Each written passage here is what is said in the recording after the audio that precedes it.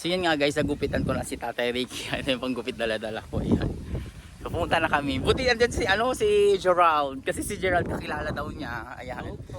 Eh alam mo niyo ako takot talaga nung lumapit sa mga siyempre hindi ko siya masyadong kakilala. Ngayon at least alam ko na okay naman siyang kausap, mabait naman siya. So sabi nga niya, kung pwede mga instant na pagkain na lang po. Yung madaling ilutuin, pwede yung mga noodles, mga ganun siguro. Mga tinapay. Para at least hindi na siya magluluto.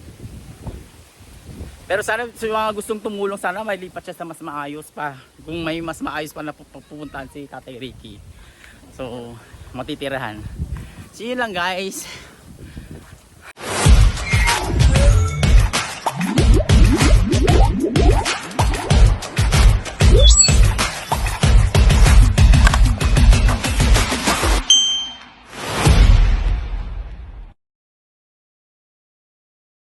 Hi guys! Welcome back to my YouTube channel. Pag bago ka lang sa channel ko, mag-subscribe ka na. Click nyo na yung notification bell para updated kayo sa mga bagong vlog ko. Sige nga mga kayami, pinuntahan ko si Kuya Ricky kanina. Tapos diba sabi nga sa comment sa unang vlog ko sa kanya is, interviewin ko daw, tanongin ko daw kung ba't kaya siya gano'n yung life niya, ba't gano'n gusto niya ang buhay. So kaninang mga 2 o'clock, punta ko dun sa kanila dahil naisipan ko din tanungin si Kuya Ricky kung gusto niyang gupitan ko siya. Actually kasi pag nakita siya, alam mo yung buhok niya sabog-sabog din. Sabog-sabog din ang sabog niya. Sabog-sabog siya, sabi ko sa kanya kay Tatay Ricky na gupitan ko siya. And then in-interview ko na rin siya and then kinamusta kung okay ba yung kalagayan niya doon, kung ano yung ibang pangangailangan niya. So, panoorin niyo yung vlog na to dahil malalaman niyo kung bakit nagkaganon yung life niya and then kung dinadalaw ba siya ng pamilya niya. So, keep on watching. Dito na pala siya nakatira. Ito yung yung magandang brinag ko. Dito na pala siya. Medyo okay naman na dito. Nasa Sound Tree siya guys. Pupuntahan na. Kasama ko si Toby. Andun siya.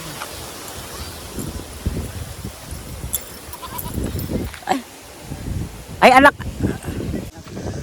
Kay Kuya Ricky. Ayan, muli po namin sa mga dalawin. Dito siya sa may bukid. Ay, mga gusto pong tumulong sa kanya. Sana. Hello po. Hello. Kamusta ka? Kamusta ka ngayon dito, Uncle? Hirap. Mainit. Yun nga po. Pero at least kaysa doon ka, mas maganda na dito. No? Kaya galing. Actually, Uncle, sakto muna nga ng vlog niya. Nung makikita na kalumablabas di jay igid simbahan ide.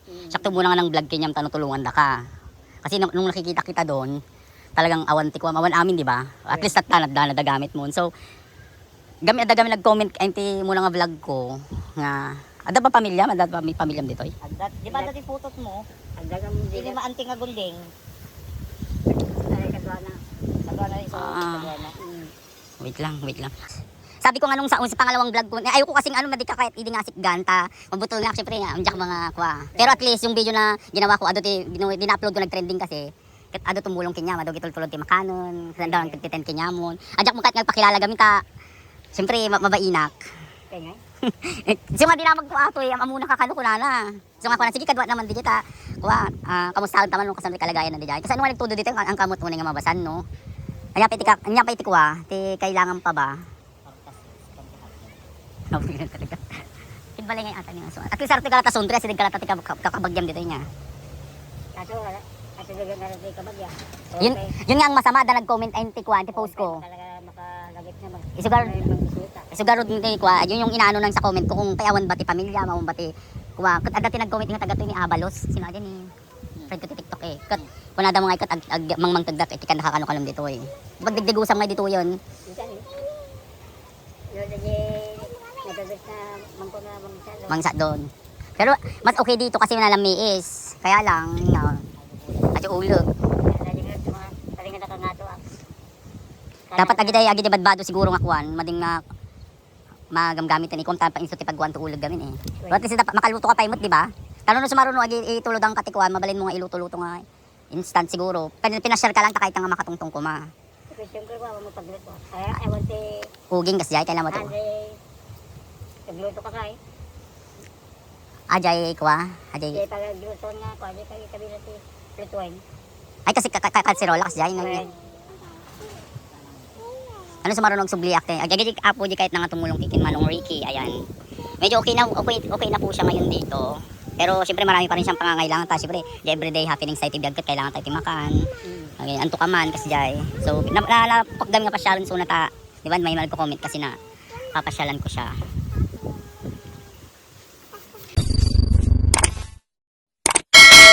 Ngayon, tikwa ako na di nakapapasyalan dito eh. Wanta da nag-comment gamin di jay, kung nagda mag-interview Adji Lakay no, apay ta kasi ti kinayat na nga biyag na. Dagdag bagbagamot di jay ti comment ko nga nagpintas ka no biyag mo idi. May kano ti biyag mo idi ket binabayaan parang sumukong ko na da jay comment. Daw niya may bagam di jay Kuya Ricky, Uncle Ricky.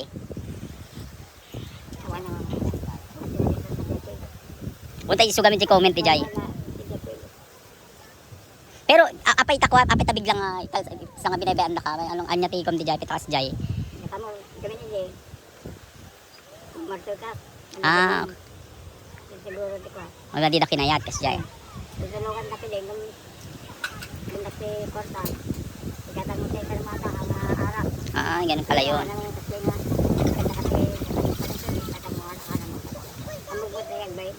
So siguro manong Ricky na sumarunong ako agpakasuya kay gatangkan to lang gid instant nga panlatan niya.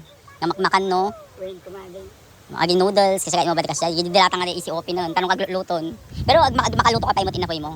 Kaluto. Wala at least amok kahit ko lang nga makita katatan yung sitwasyon mo ta. Di kasi lang minduwa ka nga na i-vlog eh. Dalawang beses kitang na-vlog. Nung una yung talagang yung adya nga awantay lang. Di may kadwa, adya nakita ka dati tempo na da mineral mo. So adya medyo okay ni Kuya Rick hindi may katlo nga ako may katlo nga videos ko na ang nga hindi yun pero nagaramid ak video nga dapat iya tas kasi nga ni kanda katitin siguro may met nga kami siyempre tudungot lang naibagak video nga may met lang siguro DJ katiplexion tanang kamaureg tudungot kuha hanggang mabasa kasi nga siyempre kakaasi ka malablabasan ka pa IJ nga kat agkuha ka mababasa ka lang kakaasi ka lang tadjay kuan na kamo ganito yun da nagchat kinyak nga ni kuha taga dito nga inyalis na katison 3 ti asi nagtikord ko na yung video dagat pakita damat insan da kinyak jay kuha location mo so ajay so nga pinashare ka so no sumaro no siguro ikwa ang kalkulatan niya tikwa kaya instant noodles yan apo kaya kahit natumulong pa king manong Ricky di expenses to everyday yan mabaling kayo nga apan ditoy zone 3 ditoy laeng kwa yang paunod dito basta likod ti court ti zone 3 ano to siya or mabaling yung may paabot ti tulong yung kinyak ta siya mang tag or ako ang bibili ng mga kapangalan ni Uncle Kuya Ricky ayan so pinasyalan ko na siya para sa mga nagko-comment po dito na po nakita ko na po siya medyo okay siya ngayon kata hindi rin umuulan maganda yung ano niya tanan dito sa ilalim ng puno hindi na siya kawawak unlike dun sa likod ng simbahan Daddy Frankie. ayun tapos si Adji Lakay nga vlogger nga napan dito yun ang nakapanood nung ano ko pala nun oo ano na siya sa akin actually tinag niya ako nung napanood niya yung ano kaso nung punta siya dito tiyak kami nga hindi naman ako everyday na adadaramidek mo balay mi so ajay nakita ko nga do timang video mang tutag kinyam timakanon ori naman lang ako jagla ko jagsakan ni jagla ko sila ni malang ang pangalan nun bangkay ang mga chopper sa punerarya. Wala daw lugit ang punerarya.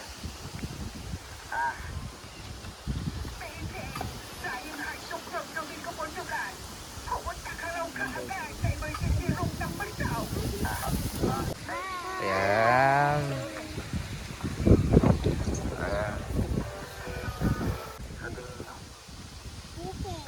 Ayan, pogi na si Kuya Ricky. Matambok yung bandang gitna ng katawan niya. Ano kaya yan? ginupitan si Kuya Ricky sa mga gustong tumulong pa po ng mga donasyon maaari lang po mag-comment po kay Ayasyon namin para matulungan po natin si Kuya Ricky para muli siyang makabangon sa kanyang lugpok na nangyari sa kanyang buhay. So sa mga gusto pa pong tumulong, pwede po kayong mag-comment, pwede po kayong mag-send ng o ipaabot nyo pang mga tulong ninyo para maibigay po sa kanya. Para matulungan po natin si Kuya Ricky. Ayan, sa mga may mga kamag-anak pa siya dyan. Guys, nandito po siya ngayon sa may Poblacion Zone 3. Likod po yan ng anong apelyido dito? Marquez family. Nandito po siya ngayon. Ginugupitan po namin si Kuya Ricky. Kaya sa mga gustong magpaabot ng tulong, maaari nyo po siyang bisitahin ngayong araw. O kaya bukas, pwede nyo po siyang puntahan. Yan guys, dito lang po sa Marquez family. Nandito po si Kuya Ricky sa bukid. Mismo siya nakatira ngayon. Kaya sa mga gustong magpaabot ng tulong, nandito lang po siya. Pwede nyo siyang bisitahin guys. Ayan, dito po siya. Ito po yung tahanan niya ngayon. Ayan.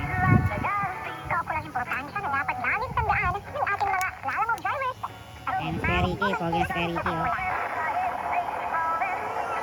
Nakakadi at so ate yung nagkuha ko na nakikita mamukata ko na. So sige, kung tamang garod ko doon, gagadabi ko binitak yung gamin.